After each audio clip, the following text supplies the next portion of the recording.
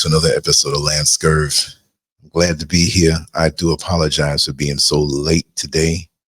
I usually come in a little earlier, but I had some time out and I wanted to rest a little more, and I thoroughly enjoyed myself. I must say that. Life is all about balance. Even I know that more so now. I've always been one to focus in on things and not enjoy myself, but life is balanced right now. And I hope you find that balance in your life. Not to say that I found it and you didn't, and I'm better than you. No, I'm not saying that. But we have to find a place where, as we move forward effortlessly. It's the beauty of riding a bicycle. You find that balance. When you first get on a bicycle as a child, and some of us adults, it's like you stumble and fall.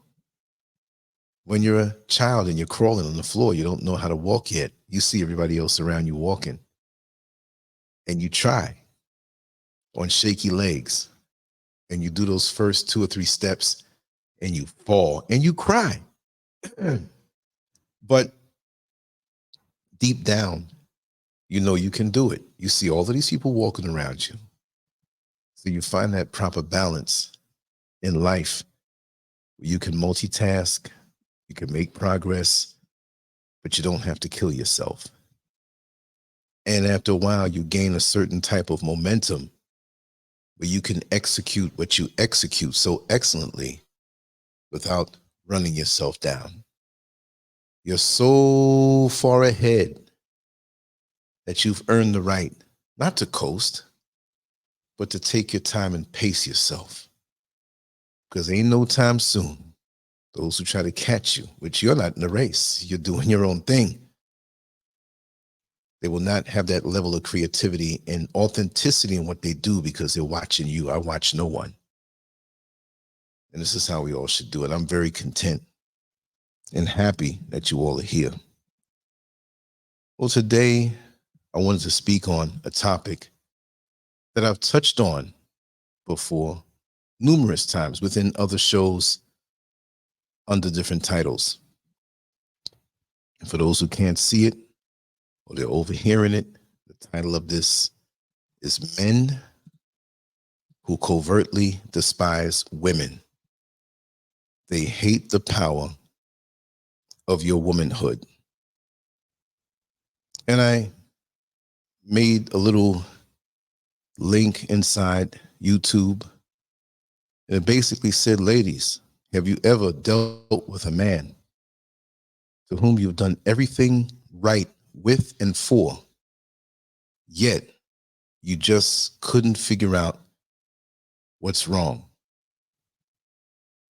And I had a chance, and many chances, to speak with men like this, not knowing they felt like this. But you get bits and pieces of certain things that kind of hit you in a foreign way, in a strange way, because not everybody thinks alike. Not all women are bad, and not all men are bad. Sometimes we label women and men as bad as though it's spoiled milk, never to return to freshness, but they're going through a phase at that particular time or a certain part of the development that may seem unfavorable, but they're going to grow out of it.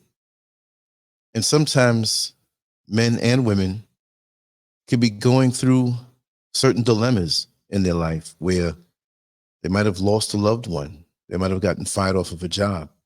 They might have found out that they had a terminal illness. There's so many things that can happen that if we don't understand what a person's going through, we may not think that they're too good of a person. So we have to reserve that. And sometimes if we have to back away because you've been snapped on, or they have ways that are unfavorable to you, give them their space. But always understand that some of us out here are still in development and still making progress to be better people, but that just happens to be the phase that we're in now. But, and this goes for women too, and I'll have a separate show for women in the same positioning. So brothers, don't come in the comments section and try to trash me, because you smack me, I'm going to smack you back. This is the way I am now. You can disagree, but don't start insinuating foolishness when I go in a topic with surgical precision, right? That's how we have to do it. Anyway, we have these men who covertly despise women, but yet they will be sometimes and oftentimes in a relationship, and when their situation of despising women and hating their womanhood, they won't be in a relationship.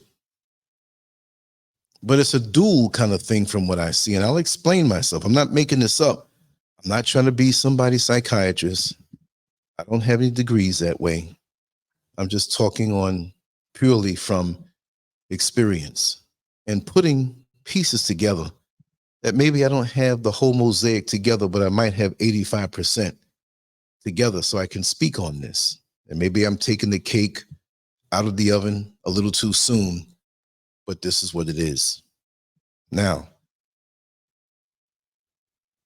I used to work as a corrections officer. Many of you know that. That's not the beginning of me noticing these type of men. But that period of my life helped me to put the pieces together, what I've seen in some wayward men who I really don't get along with, you see? And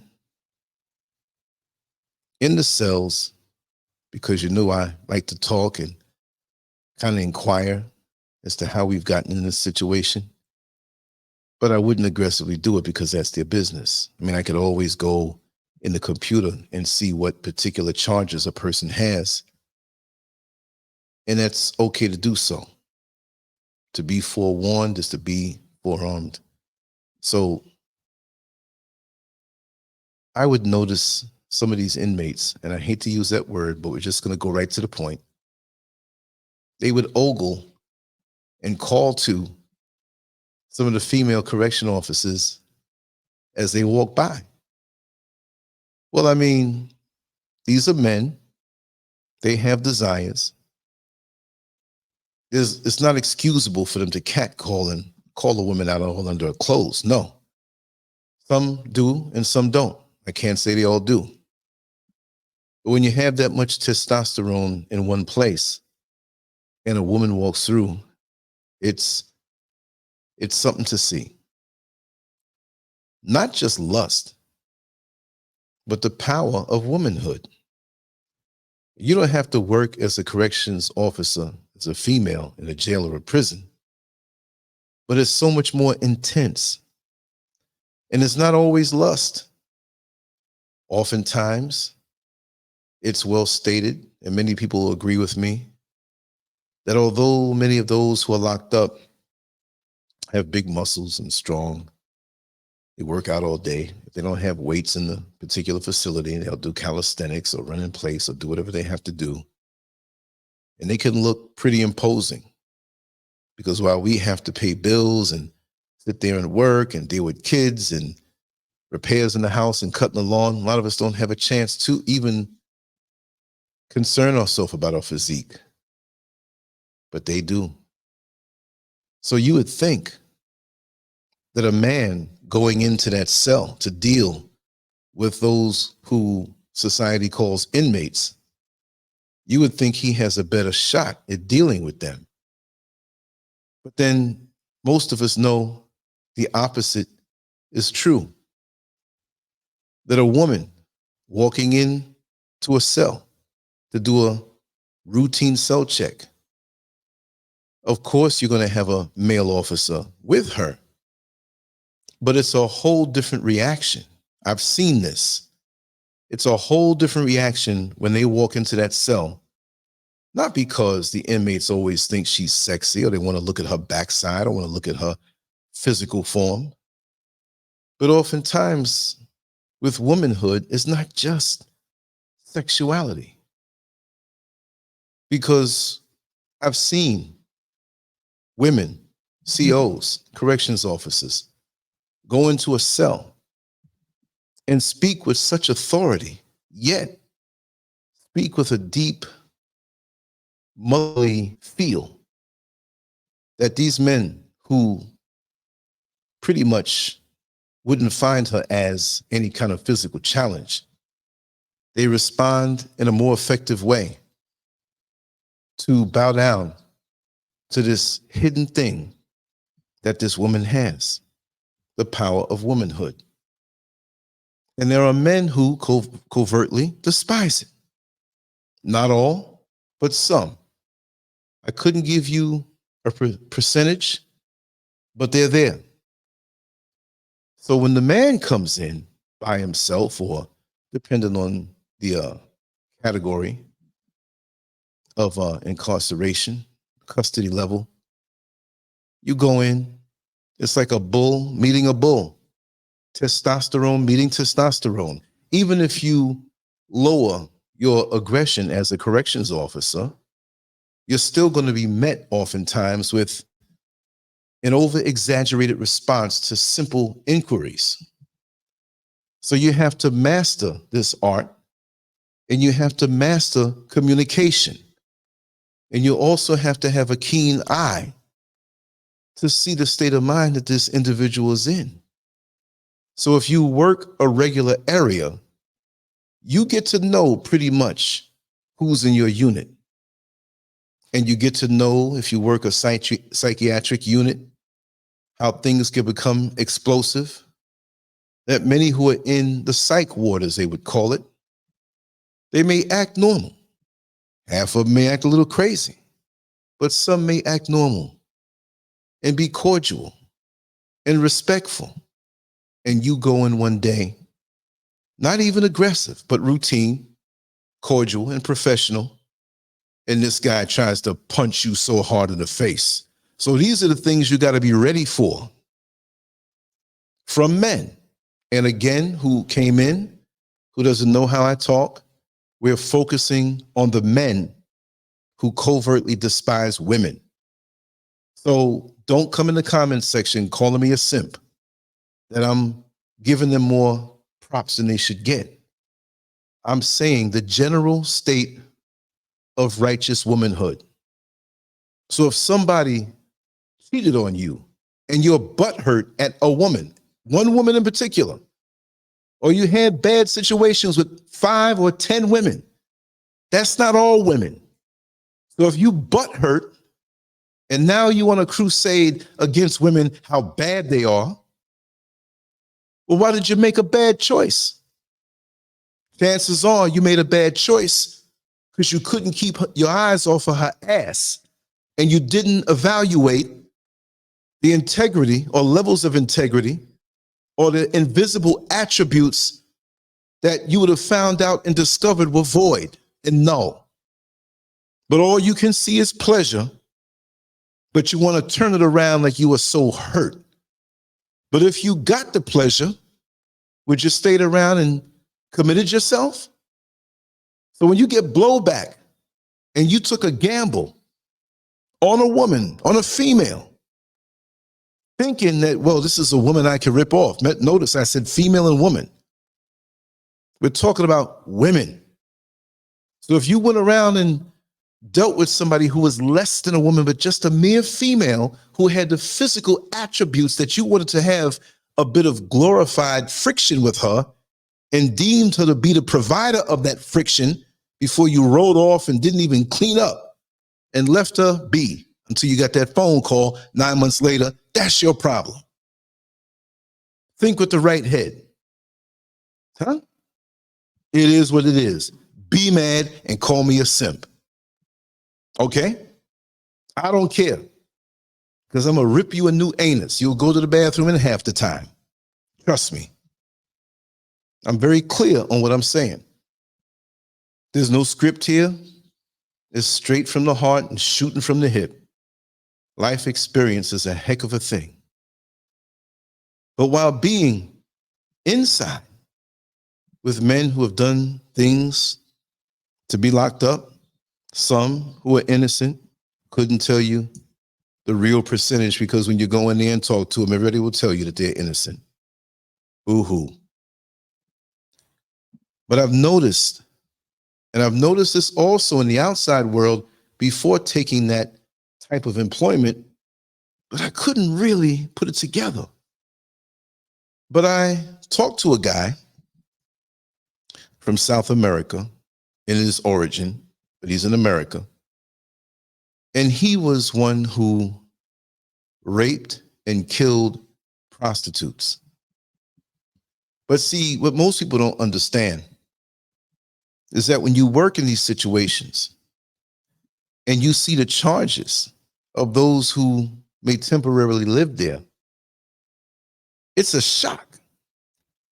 Because in your mind, they're walking around doing the crime or acting out like they're the ones that did the crime, the ones who did now. But they're over there playing cards and laughing.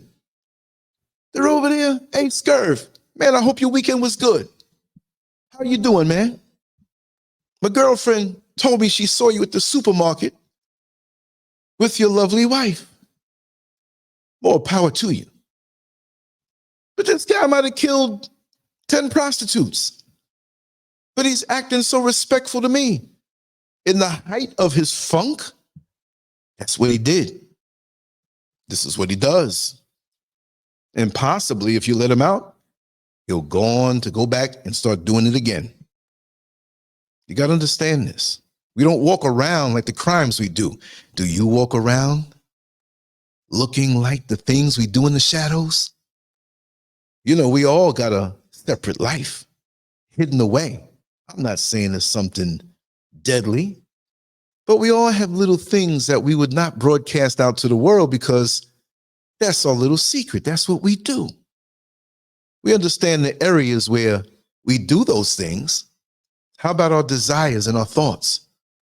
If we were to have those things broadcast across a big digital billboard, we'd probably leave the town that we're living in because everybody would know, oh my God, they know I like to do that. These things I like to do that I don't want to put out to the world.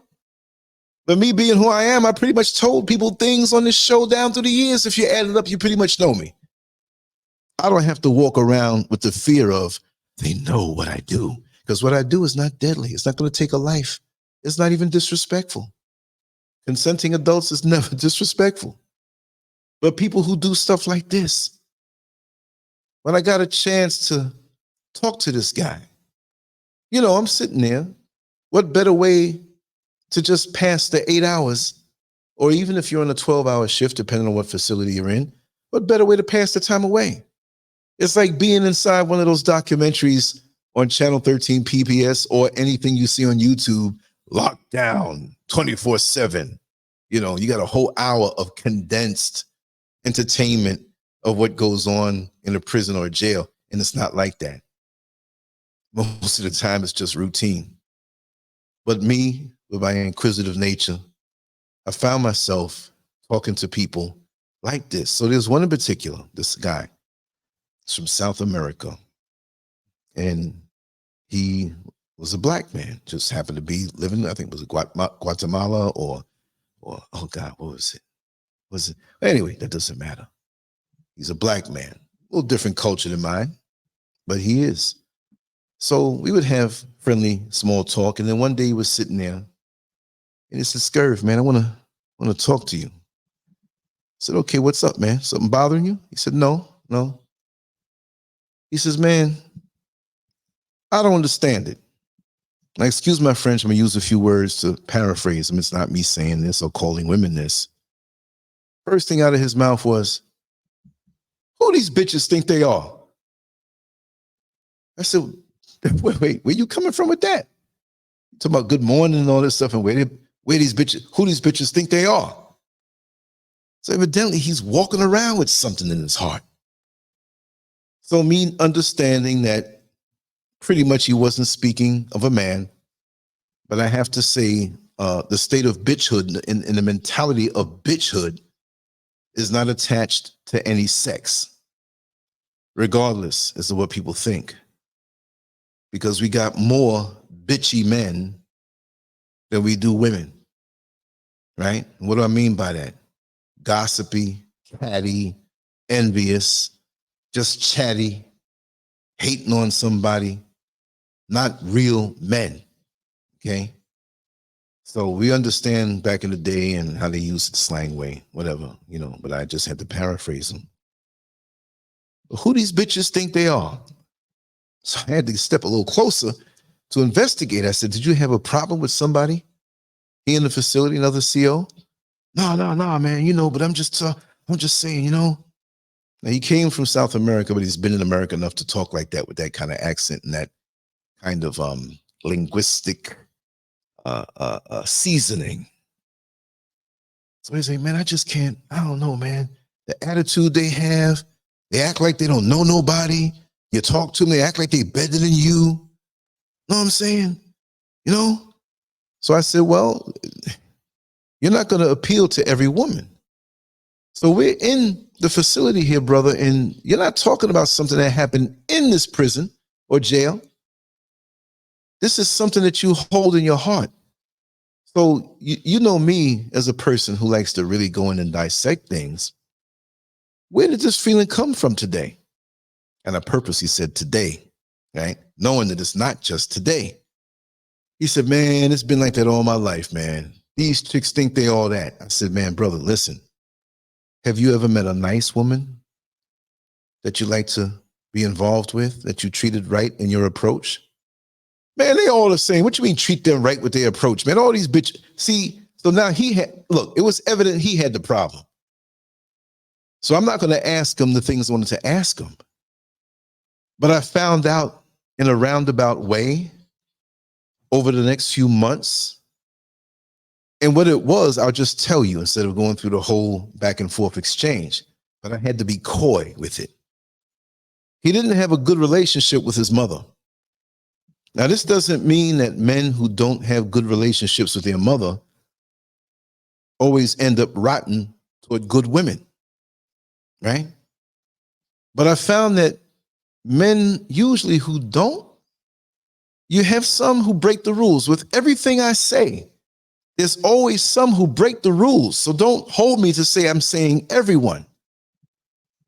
But usually, when it's a man who, as a youngster, had a woman who happened to be the mother, who was emotionally unavailable, that to me kind of set the foundation.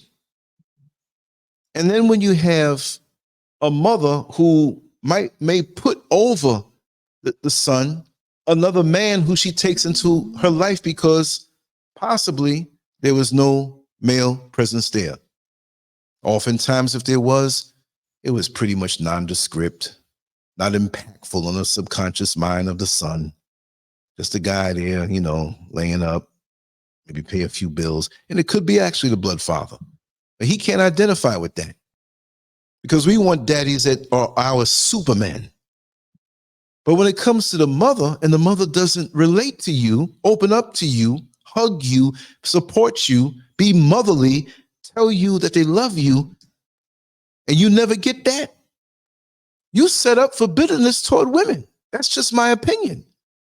It's not a hard set rule, but usually when they go and try to go after a woman, it is never proper the way they do. It's a little too forceful. Like they feel as though, well, you owe me. And they don't consciously think this. They don't even know this, but they feel it. For example, you laying in the bed. It's up north, wintertime, snow falling. And you know how the heat cycles. And sometimes when you're in a structure that is not insulated properly, the heat doesn't hold as long as a place that is insulated properly. And you have the triple pane, you know, weatherproof windows, and you save fuel that way. Now you're laying in the bed under a comforter. And regardless as to what the temperature is in that room, you feel good because you're trapping your own body heat. But you get up to go to the bathroom and you realize the cycle of the heat went off and it's still warm, but it's getting cooler. You get back into bed. The heat comes back on and goes back off, but now the comforter is not on your feet no more, and you wake up and your feet are cold. You see what I mean? So if a woman's not interested in you, in general, I mean, she may not even brush you off. These guys overreact. And this is why, see, what most people don't understand is that these men still have an attraction toward women. Maybe even more. Not more because of the physical body, but more because they didn't get warmth and the love from their mother. And again, this is not the hard set rule. This is something that I see. I've kind of tested it, talking to so many, I might say thousands over my lifetime. I've talked to people from my teen years. Not that I was some genius, but I retain a lot of things from conversation and I put it on the shelf. I can always go back to it. And this is the common thread that I see. At worst, it might have been a mother who was fast, who may have been smoking, using drugs, maybe abandoned the son or the family for a while. Maybe they observed them in certain behaviors. You know, I always like to say it that way. Some young men and young women saw their mother with lots of uncles that weren't really uncles. And that uncle always went into the room with the mother. They're talking a little bit and it got quiet and all you could hear is the headboard getting hit or the mattress squeaking. And after a while, you begin to, as a child, realize that they're in there doing something that they shouldn't be doing. And it hurts them. We'll stay focused on the men though. So these men have a resentment already. Like when you pre-wire a house for whole house internet, well, they're pre-wired to despise womanhood.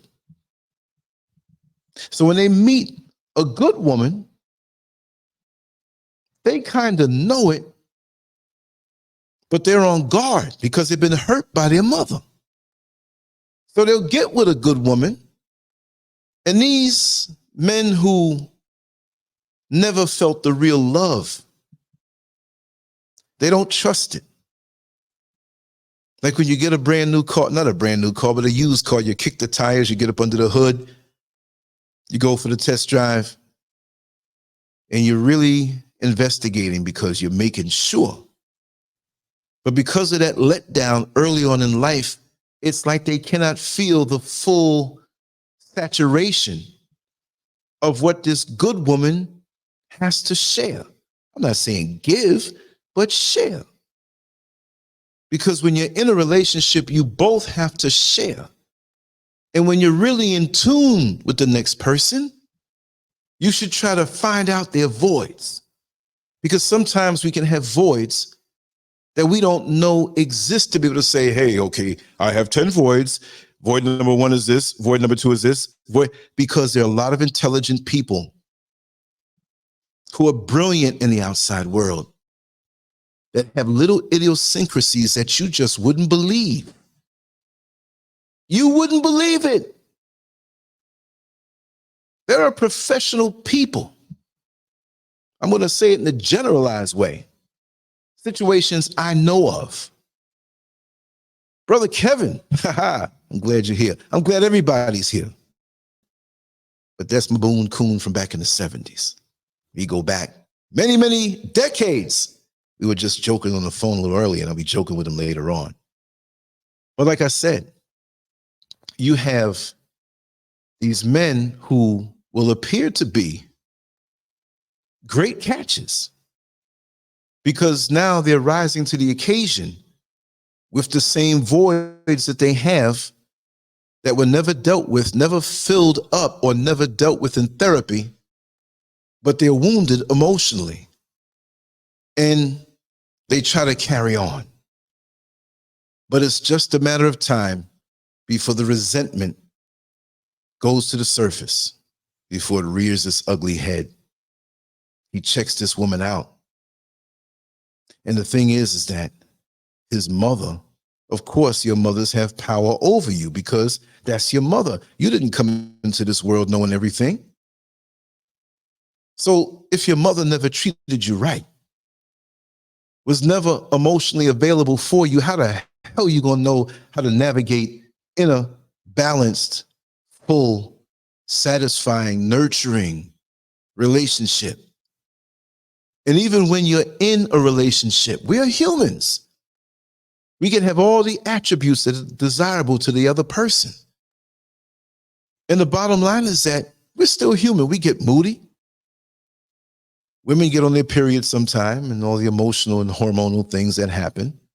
And men have a psychological period that they go through too. But nonetheless, when you have this man who despises women and the sanctity of womanhood, you got problems no matter how good you are. You as a woman, especially our sisters, because that's who I'm talking about. This may expand over, but I don't know nothing about that. You will try. Everything is good in the beginning. You do everything that you know in your power. You consult with girlfriends of yours that are in good relationships. You look at the TV shows, you read the columns, you go to the website, you want to make this thing work. You see?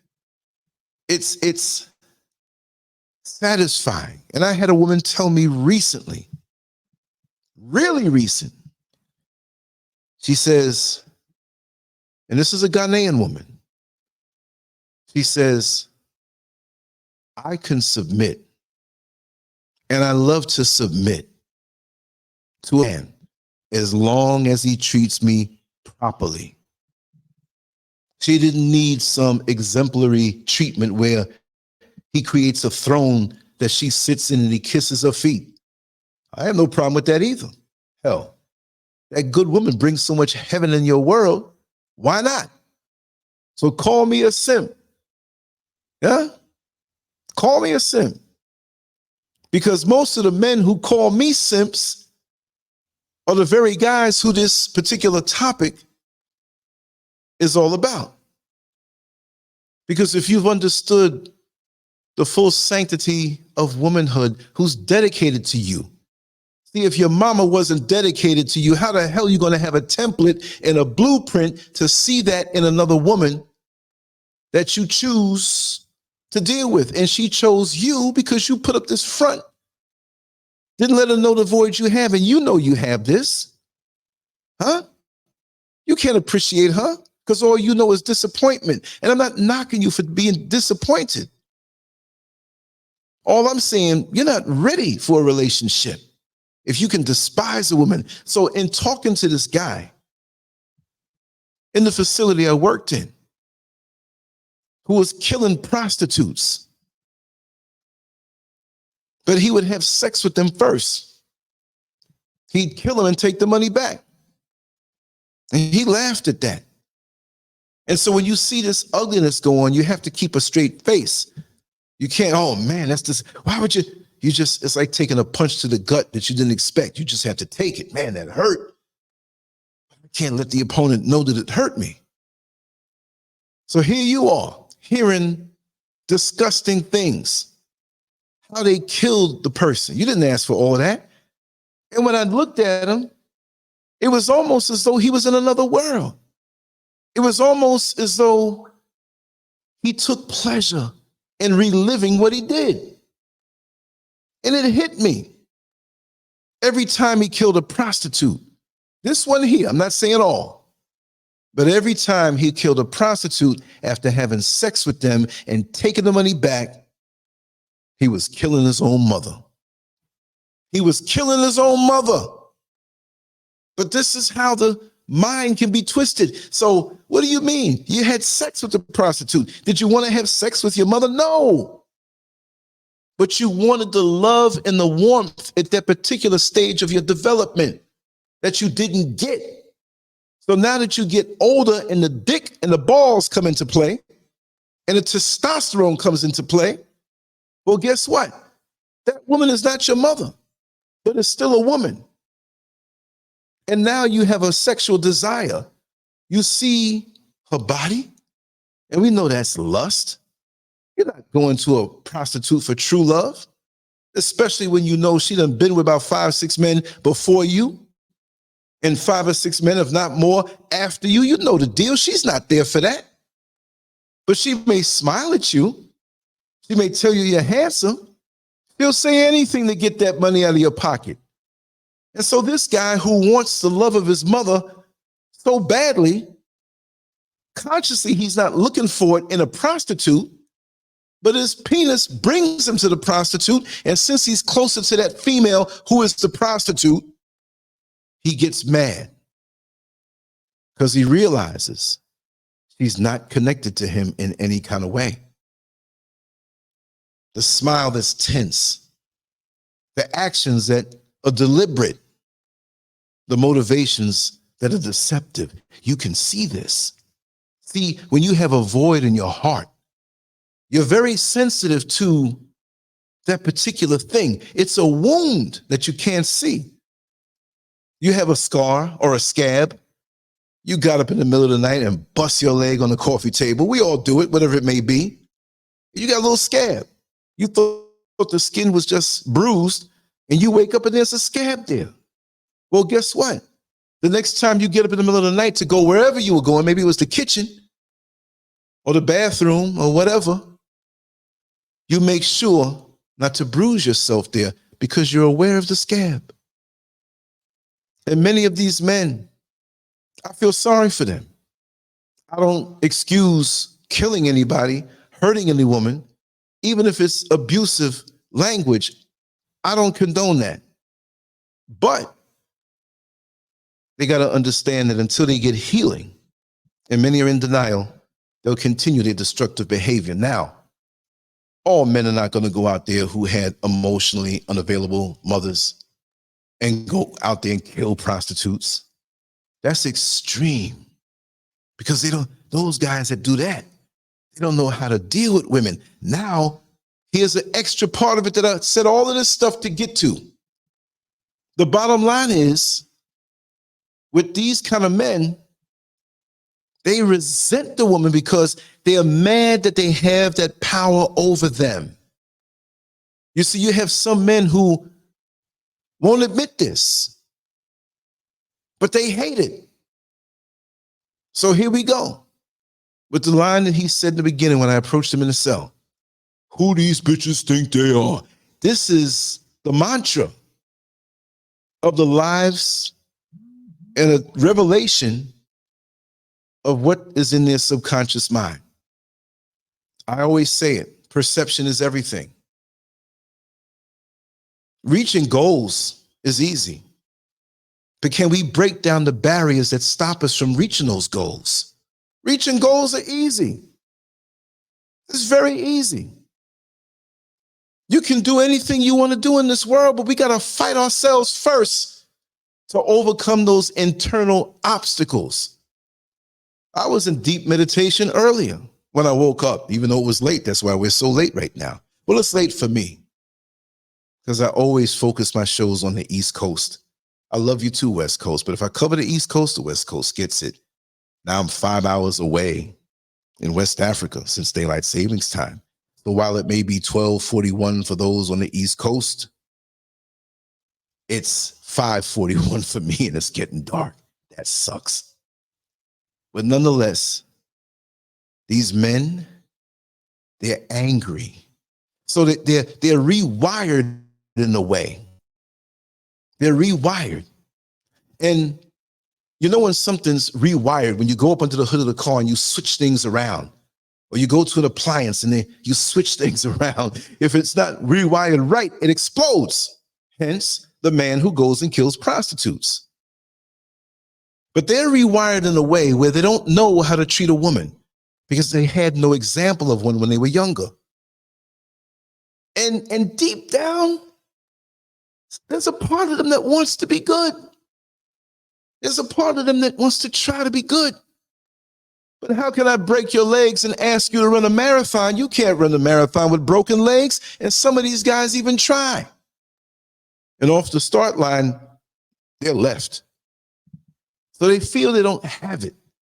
There's an insecurity because of their early wounds that they've developed. How is somebody gonna come out of a tangled mentality when that's all they knew from birth? And so they grow into this thing and it becomes tighter. Imagine wrapping yourself with ropes around you, like a big spider's web, and you're tangled in the web, and you just keep getting bigger, and this thing keeps getting tighter. Or a snake around your neck, tightening up. You can't think about proper development and let me learn how to treat women good. No, you're reacting to this stuff. So now you're reacting to your past. You're reacting to your upbringing, which all of us, most of us, are reacting to our upbringing. We are. And I just happened to glance at the chat room. I'm so much into my zone. Queen, I know who I am. You're right. A lot of American black men seem emotionally and psychologically broken. And we're not saying all, but even I'm touched, not in this way. Oh, I appreciate my sisters. And I don't mean it just in some lustful way. I've had my dealings. I understand. But I love my mother. I've always loved my mother and my father. And I had a really good upbringing. We weren't rich, we weren't poor. I had everything I needed and a couple of things I wanted. I had a really wonderful community. If Kevin's still here in the chat rooms, remember how we always talk about how we were raised, and there were some in the neighborhood who weren't as fortunate, and the whole community was just so nice. The neighbors and people down the block around the corner. We had a couple Looney Tunes now. You know, when crack hit, it went crazy, but the base foundation of our upbringing, it was a very beautiful thing. So that has been the launching pad of my psyche, based off of that. I had a few little, things that bothered me, but it was nothing major. And I know what they are. And they don't bother me now. They really didn't bother me then because they were healed in a healing home, a loving home. Where you saw an example of a mother who loved the father and a father who loved the mother. Each parent in different households loved differently, but at least there was love. And it's unfortunate if you don't have that in the early formative years to mold your mind. Because they're friends of mine that I call up sometime. And it's amazing that you hear in the background, when you call your friends, and they may say, hey, be quiet. One of the grandchildren, the kids, or whatever. And you hear the noise in the background, and it sounds just the exact way as when they were a teenager or young teenager, and you called their house, and their household had their wholesome sounds. The mother might be asking one of the children to pass something or go out there and sweep that front or what, and you hear the same thing decades later. Because that shows you the wiring. So now he's attracted to the woman physically. But his wiring makes it where he despises her because now the mother didn't give him love. He wants her physically, but hence the saying, who these bitches think they are? Because she has power over you and you hate it. Why do you hate it? It's not power where they're going to destroy you. It's a nurturing thing. Get around a good woman in your life. Be in a relationship with a good woman in your life. You walk the world stronger. You can see clearer. You feel on point mentally. When everything is right at home, as goes home, so goes your world. You see? As goes your home, so goes your world. But when you get grown and you're out of the home that you were raised in, it's still affecting your psyche because that has become normalcy for you. So you see this woman who loves you, giving you everything, but in your mind, you can't drop your guard because your mama never gave you love. So now it's some trick. Was she trying to trick me? Who she thinks she is? Yeah, I love the sex. I love all the tender feelings, but I can't trust it because it's probably not real. It's not real to you because you didn't experience real when you were younger. You understand? You didn't experience real when you were younger, so you have nothing to go off of. Nobody had a perfect childhood. But the bottom line, if you had a semblance of some sense, when I say normal, it doesn't mean it's a standard that everybody has to. Normal for you is different, normal for me, whatever.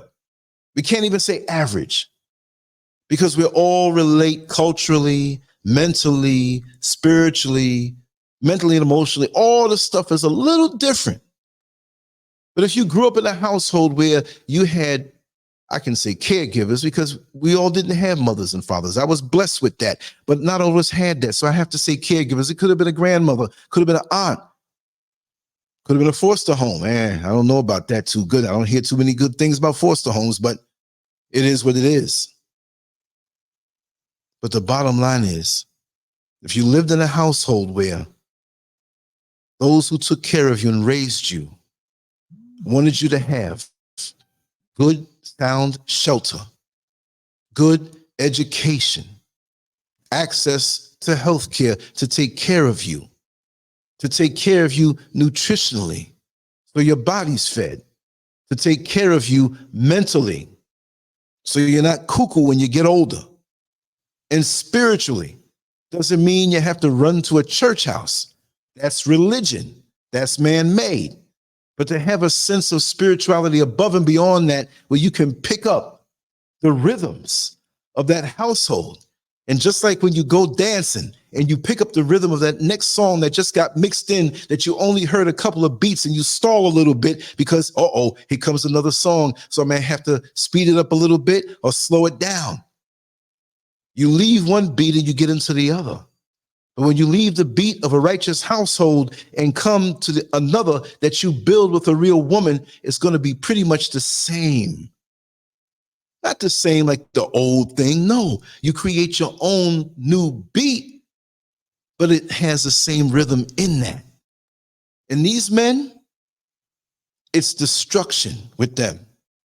You don't want to get involved with them.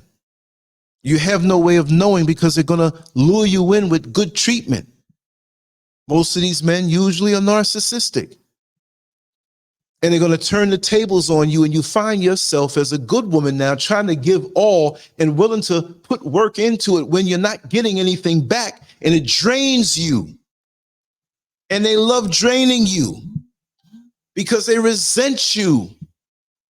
They don't like the fact that they love the way you look because in the back of their mind, if I get into her, she's going to take that nice shape. We know how men are. They don't care if you got a wedding ring or not. They don't care about any of that. Somebody's going to hit on her and she's going to run with them because you didn't understand or have a mother who was loyal and faithful, and it gave you a template from which to draw from to understand that every woman's not like that. Men, whoever you with, if your woman went to the supermarket today, or if she went to the mall to pick up something real quick, somebody gave her a glance of lust to let her know, I'm with it, baby. Come on over here, I'm with it. I don't care if you got a husband at home. I got a van parked outside. We can get it on right now. They're going to be constantly bombarded with that. And you got to understand that. Why are you so insecure? Well, we know in this case, they didn't have that template, an example of a real woman. And I hate to say it. There are a lot of good women out here. There are a lot of good women out here who have been broken to different degrees, and they still try. There are a lot of good women out here who really right now, they don't want to be bothered. And I don't blame them. Time and time again, they get hurt. Time and time again, they get fooled by the sham and the deception of a cardboard cutout of the ultimate you that don't exist. No. They say, I don't want to be bothered. You're a nice guy and everything, but maybe you'll find somebody else. I don't want to be bothered. And even that now, in their mind of men who are like this, that replicates the emotionally unavailable mother.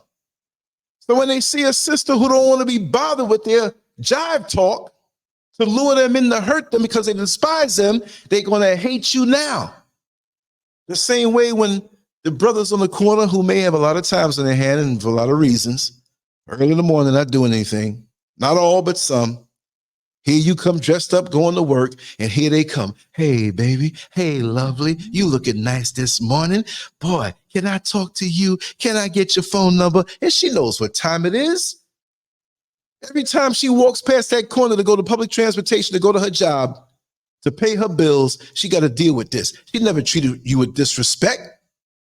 But because of your insecurity and you knowing what you should do to fill those voids, why is it that you keep getting rejected? You might be a handsome brother, well built, but she can sense something about you. She can see, like when you see little kids come to your door for trick or treat, Halloween, you see a Spider-Man mask, but you know that's not Spider-Man. You see the little eyes blinking behind the thing that have nothing to do with the mask, right? But you play the game with them. Okay, Spider-Man, I'm gonna give you this candy. Hulk, I'm gonna give you this candy. You see what I mean? They can see it. And as soon as you even treat them with respect, it's like, listen, sweetheart, and you call them sweetheart. I'm on my way to work and I do have a man, or I do, I'm not interested. They take it to heart because they get a flashback on that mother who never gave them a hug. They get a flashback on that mother who may have gave them a plate of food, but never sat down with them to talk over the plate or to have dinner, have a family. And I'm not mad at a man who reacts to that. But what I'm mad at is how they carry it on to the next generation and want to take it out on every woman in their life and turn around and say, oh, there ain't no good woman. There ain't no good woman out here. So that guy who's trying to talk to the woman on the corner, as soon as she passes by and he can't get a number, all of a sudden she becomes a bitch. Man, fuck these bitches, man. These hoes ain't shit. They ain't gonna give a brother a chance. Give yourself a chance by elevating your vibration. And look within to see what you have to untangle. Untangle the mess that was there. You may not have created it. I understand that. But no matter what, look, somebody got to clean up around the house. You got 10 Negroes laying up watching TV, smoking blunts, and the place is getting trashy. Somebody got to get up and clean up. And you better make those in your household do the right thing. So as men, what we have to understand, especially black men, yes, most of us are broken. But the bottom line is that it's the responsibility of us to look inward, and we're fooled by how society treats us to deal with things. Because first thing, you got to look outside of yourself and Jesus gonna fix it. Well, if you have a leak in your plumbing and the plumber never comes, what you gonna do? Sit there and let it flood out the house? The Jesus you're looking for on the outside is the energy inside of you. You got to untangle that thing. Ain't nobody gonna swoop down from the sky coming with great power and a sword in their hand. How many generations have subscribed to that, and they sitting here, and especially us who religion has affected the most. See, we get in there and we do our aerobics and cry out. I cry too, but I cry to myself. Say, oh God, I don't like what I see on the inside. I got to change this. It's only for me to change this. My mama passed away, as is nature. My father transitioned. They're not here anymore that way. But I'm connected to everything that they put inside of me. So they're there with me, and they're going to help me by what they taught me as a youngster. If you want to say beyond the grave, no, they're there. They just passed the baton to me right now. So now it's up for me because they did a good job under the hood. They made sure I was tuned up with wisdom. Although I didn't always use it, I couldn't say no to all these pretty girls coming around me when I was much younger, but I got over that, I hope. but I have enough put inside of me. And that's the job of a good parent and good parents and a good home. Like I always say, home, womb, home, womb. The home is the womb that you have around you after you come out of the stomach. And we know the womb is the thing that fed you, protected you, nourished you, gave you that good music, that bass of the heart. Boom, boom, boom, boom. Remember Heartbeat by Tanya Gardner? She lived like 3 blocks over and 5 blocks down, I think, from me. I never met her, but I heard she lived on that block. 1981, Heartbeat, it makes me feel so real. Yes, yes, yes. I glanced over again, and you coming with it. Now, you know the deal there, Queen, I know who I am. They raised effeminate, needy, emotionally fragile males for the most part. Yes.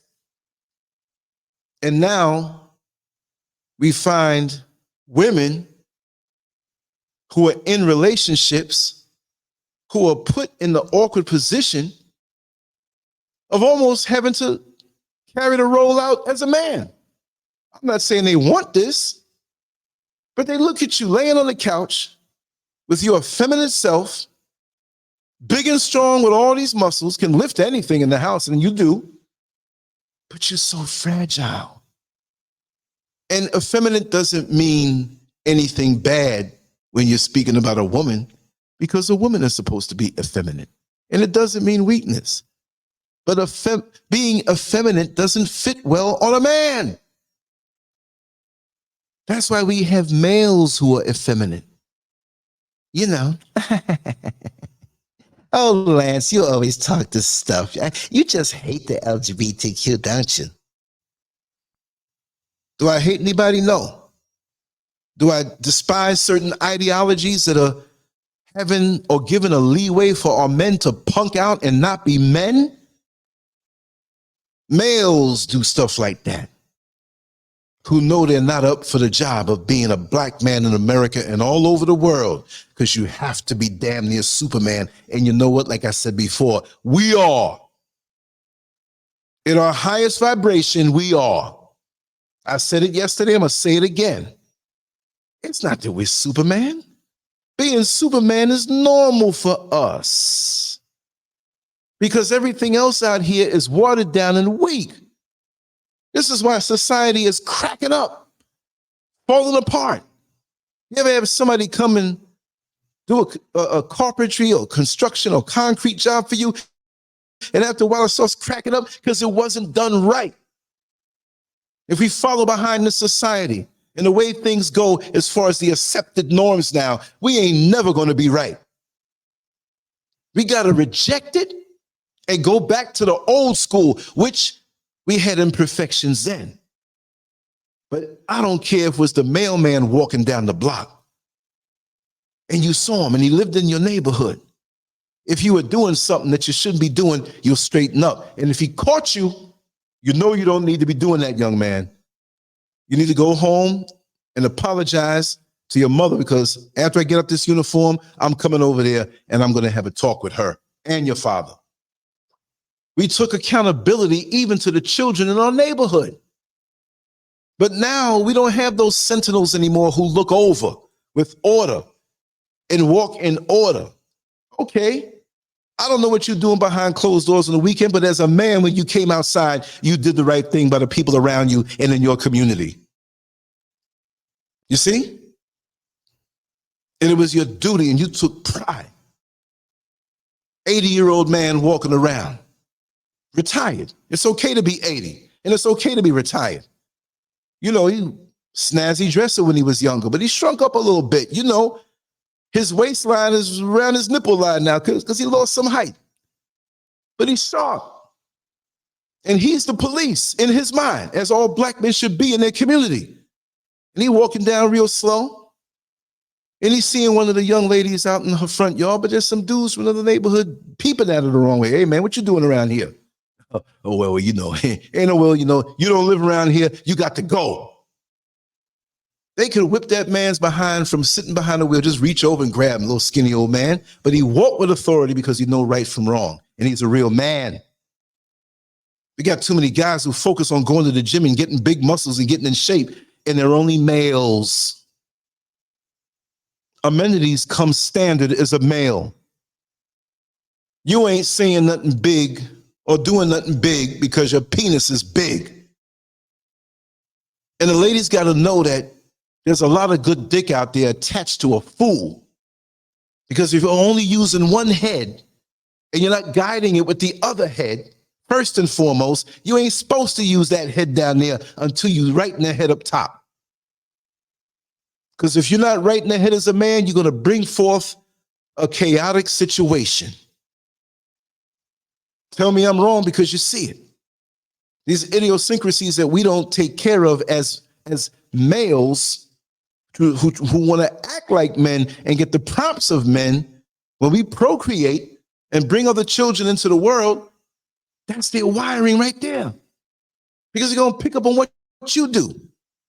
If you see a little girl that's in a household with an alcoholic father that comes home and beats the mother every night, and the mother's subservient in the wrong way because she should pick up something and bust them over the head, you got to earn for a woman to be subservient to you. It's in her nature to be subservient and submissive. I'm not talking weak. I'm not talking, girl, get over there and clean up the floor. No, I'm not talking about that. But when she sees a real man who's doing what he's supposed to do to secure you, give you peace of mind. You ain't worried about the bills being paid. If he's coming home late an hour or two, you're not worried about him running with another woman. Because you saw on the news there was an accident on the highway, and when he calls to tell you, you already know it, baby.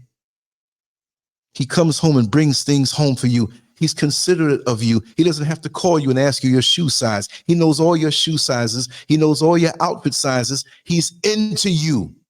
He gives you his all. You can't help, I'll say it nice, to cook a nice meal. The home is clean. Now, you may work too, and maybe you share in those things. It doesn't mean you just have to be in the kitchen. But the women who are complaining about that have a man who's not doing what he's supposed to do. And they don't understand the next woman. Well, you do all that for your man? I don't know if I can do it. Well, yeah, if you had a man like me, no, I'm not saying that. Don't soundbite me on some homo stuff. I'm saying the woman says this, the good woman with the good man. If you had a man like me, it's effortless. It's a pleasure. It's a celebration. He came home tired last night. Couldn't move a muscle. I had to feed him the food because I know he's out there working hard. So what else you do, girl? You know what I did. I got down on my knees and not to pray. And I did it with a smile on my face because I got a good man. But see, the thing is, these men who despise women covertly at first, but they show you their ass after a while, right? They want the props of the good man, but they're merely a damaged male. And so when they don't get it, now the abuse comes. Either it could be physical, it could be emotional, verbal. Well, it's always emotional, even when it's physical. Even when it's just verbal. And some, like the inmate that I talked to, will act out and see a prostitute, which they chose to do that. It doesn't mean you're supposed to disrespect even the prostitute. You may think she's disrespecting herself, but it's not for you to disrespect her because, like I said before, yesterday, I forgot what the situation was. That one who you see only as a prostitute because every time you drive home, she's just starting her job. And she's out there, and you think that she's the lowest of the low. But there was a time when she came out of her mother's womb and her mother held her and thought the highest for her. She was loved. We don't know what happened to her along the lines to cause her to choose to be out there. It's not just money sometimes. Sometimes it's their own wiring. I've known over the years lots of prostitutes. I've talked with them. I used to drive a van in the street, a commuter van, and all types of women would talk with me. There was a time for several years I drove around female strippers. It was a business arrangement. They paid me well. and I was very respectful of them, and they will tell you that. But what if that prostitute never had love either? What if that prostitute was molested when she was younger by an uncle, by a father, the blood father? What if she was only seen as an object of sexual pleasure, a tool, and that's it? And she comes to a place in her mind where she says, you know what? If this is all they want, I'll give it to them. But you know what? You're going to pay. And do you think that heals her? No. But in her mind, at least I'm getting something out of this deal. See, there's so much that goes on that we don't see.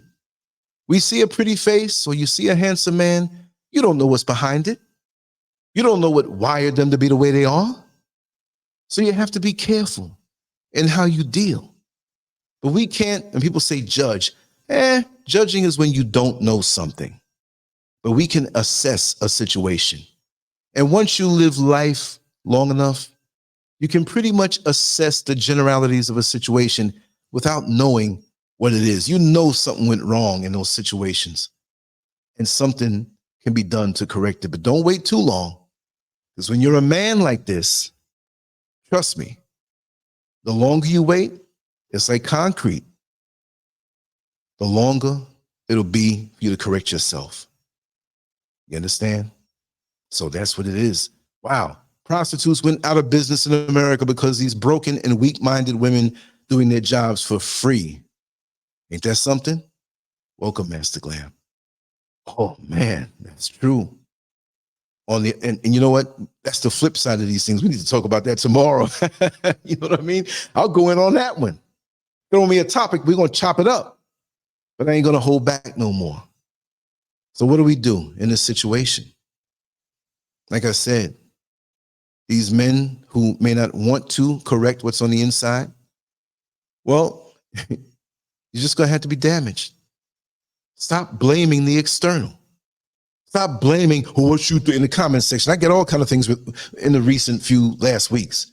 Man, what you think about these women who, then if you are sitting here pissed off at these women and not smart enough to know, well, it's some women and you've been making the wrong choice. And usually it's because you're thinking with the wrong head and you want to make something out of it now. Because the PUSSY felt good. Well, what PUSSY don't feel good? Soft, warm, inviting membranes, the sensitive head of the penis touching that, electrical shocks, make your toes spread. What more do you have going on behind that?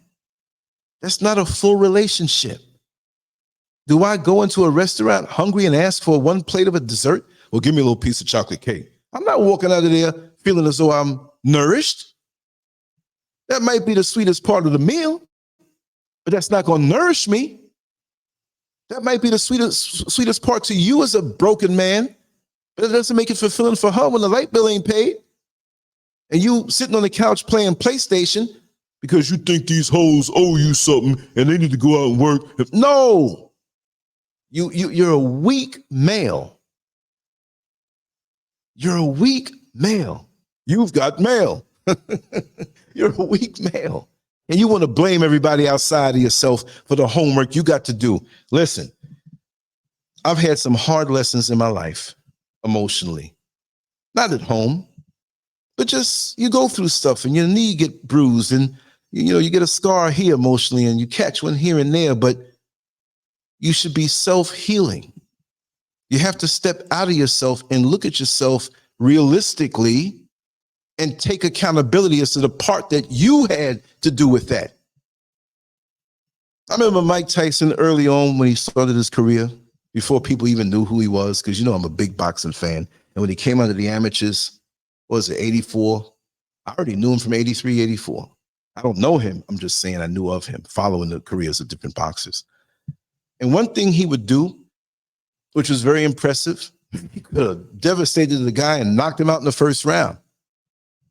And the news announcer would come up to him and stand with him in the center of the ring and put the microphone to his face. Say, hey, Mike, devastating performance. I don't see where you could have gotten any better, but what is it that you think that you could have done to make this better? Well, basically, I knocked him out first in the first round, but the punches that I executed, I didn't have my weight shifted the right way. So I really don't give myself a good, I'm disgusted. I'll rate myself a 6. A 6, and you knocked him out? But see, people see the knockout, but they don't see the beauty of the process of what he worked on, because I was working on this combination for the last 6 months, and I didn't do the same way the way Custom Auto told me to do it. And I got to go back and make this better. Matter of fact, the next fight, I'm going to do it the same way. I'm going to knock the opponent out. Yeah, we know I'm going to do that, but I'm going to execute those punches better and watch the technique. Woo, Queen, I know who I am. You give me all kind of subjects to talk about. Wow. Yeah, and driving this woman's car to go pick up other women. The woman gives him a little stipend to encourage him to go out and he's taking that money and spending it on another woman. He's bringing other women up in the house when you going to work, telling lies that he lived with his sister, but that's his place. All the I've known guys that take pictures down and put up other pictures like they single, all kind of crazy stuff. I got stories for days. Mind you, I worked in them jails and I drove that bus for all them years. I heard it. I just heard it even before all my life. But the point that I made, and I kind of had a brain fart and I didn't finish it, I'm going to wrap this down soon, is that, that young girl, and this is an example. This doesn't mean just a young girl, because, our young women have been able to overcome as some of our men. But the young woman who has the alcoholic father, like I said before, that beats the wife. And isn't it funny that I feel the majority of times, right? And we don't want it to be the majority of times, right? But when they get older, they know in their mind what they should be looking for in a good man. But it's something that turns them on about that aggressive man. The damn near, I'm not going to say they beat him. They treat him nice to win him over. When they have that aggression, it does something for her. Like aggression that's not really good, when he snaps at her, or, it's like her rewiring is where she gets moistened and turned on. Oh, you're so aggressive. I like that. Because what she grew up with became normalcy. And the men who have treated her nice and didn't abuse her, they didn't really do it for her. But that one who gave that rush of aggression, and she wants more. Now, we all are adults and have certain preferences on how we sprinkle the condiments on our food, right? Some women, choke me, pull my hair, smack me on the backside. Well, as long as that's what she wants and you're not hurting her, whatever, fine. But what is the origin of that? I'm not saying she had an alcoholic daddy that beat the mother, but the ones who did, they take the abuse a little more, even though it's hurting them, and they know they shouldn't be taking that, but it feels almost good in a twisted way. Thank you, Queen. Thank you. I've seen a lot. You don't hear no papers over here shuffling. Let me get to point number 25. No, we rapping. We on the corner, not in a bad way. But on the day where everybody's shopping, we just happen to see each other, boom, and here we are and we're talking. We can do this for hours, even though I'm going to wrap it down. But yes, even for those sisters, what has become normalcy, and sometimes, I'm talking about the sisters now, some of us, to throw it in for a little bit of balance. Sometimes she has that good man, and because she came up in a chaotic household, she could be intelligent, she could be smart, she could know right from wrong. And it could be a good man who took care of the voids on the inside of him, but it don't feel right. So you provoke an argument with that man. And it feels like the normalcy, what was normal to you when you grew up. This is why when you meet somebody, and I'm going to end it on this note, when you meet someone, you better dig into their history, Because they can put on whatever little mask like the kids in Halloween do when they put on the Hulk mask and the costume with the fake muscles and the Spider-Man outfit and the whatever. As long as your kids ain't doing trick or treat and drag, trick or tweet. What did I say? We got so much work to do on ourselves. But the thing that we've been duped into thinking is that we have to look on the outside for an instant answer. You sitting there with bad spending habits and poverty, basically self-inflicted because you didn't have discipline to budget yourself, talking about, man, I'm gonna go on that cruise when I hit that lottery. Well, you know what, Negro, you probably ain't gonna hit that lottery because it's like getting hit by lightning. It probably, chances ain't gonna happen. When I find a good man, but you got 7 boyfriends. Well, you gotta have time to get a good man. And that good man might know of your reputation. These men who want a good woman, but they whoring around and beating down women, cheating on them, they're part of the STD delivery service, the DoorDash for STDs. I will deliver you a sexually transmitted disease to your door, right into your bedroom directly, and there's no charge. I'll give it to you for free. And you wonder why the word gets around about you. You see what I mean? Thank you, Queen. Thank you so much. I love doing these. I love doing these better than the way I used to do it. I just come, we talk about something real, and we're going to make it happen, you know? And again, the title of this was Men Who Covertly Despise Women. They hate the power of your womanhood because of their dysfunctional wiring from early on from an emotionally unavailable mother. It may not be that way all the time, but a lot of times it is. And there are other reasons and combinations of reasons. That's kind of like the main way. But there's other things in there because we have to deal with so much coming at us when our mold is set soft and we get imprinted with different things, different hangups, different fears, all kind of different things, y'all. So we have to untangle that internal yarn that we have on the inside, because as I like to say, we're all dealt a certain set of cards in life. Your hand may be different from my hand. My hand may be different from your hand. But if you work your hand right, even if it looks to be a hand that doesn't look like it's going to win, just understand that you can make it work. You can win. This is LANCESCURV. I'm on my way out. Hit LANCESCURV.com if you don't see me on social media no more because I got a big mouth and somebody doesn't like it. LANCESCURV.com will always have all the work we've been doing for almost 23 years. February will make 23 years every single day, whether it's artwork, writing, videos, whatever. Or we just take the camera and go out in the street, which I'll be doing a whole lot of that out here. Anyway, much love to you all. Have a good afternoon. It's afternoon over there in America, but it's 6:20 over here in Ghana, West Africa. But that's how it goes. That no matter what time period it is, no matter how far away I am from you physically, I'm right there with you because I'm concerned for my people, and I'm gonna always talk about the real stuff. I ain't trying to be popular. I'm kind of popular, but I'm not shooting for that. I'm 60 years old. Why would I be the next 10 years? If I have 10 years, I want to do things with it. I'm gonna say, oh, I got this amount of followers and subscribe. No, we vibing. It's from the heart. That's what I do. But the other people go for internet clout. I don't need it. I just need peace of mind and know that I love you and you love me back, and that we can have the real conversations. Much love to you all. Take care.